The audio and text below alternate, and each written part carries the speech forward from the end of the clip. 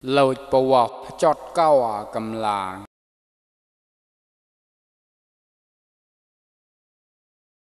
Sakaya ua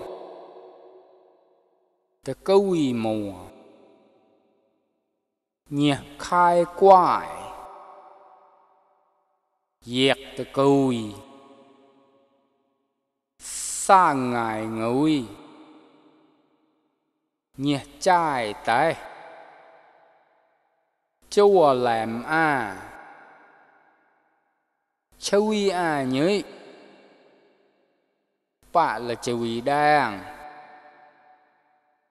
Hay giang chòa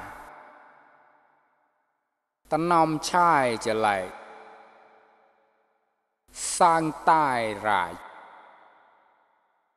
Tôi rạ Thui kràn mong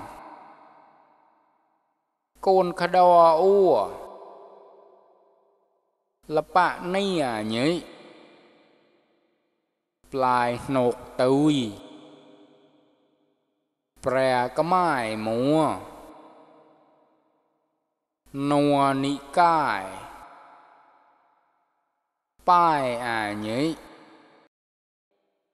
Người tăng tia Nhiệt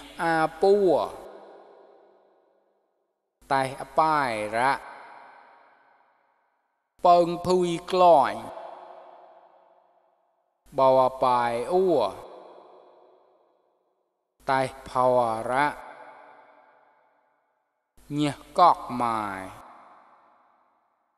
Dài ua rạ Rào nhiệt rung Rai xoay thọt Phò dèo clang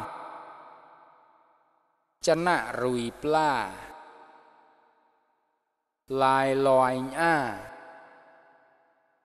Sân nạ vùi vào Lập bạ nì sau Mong sai sai Lập bạ hui hai Hôi ta lao bôi Mẹ bao sân nạ Xịa phao lao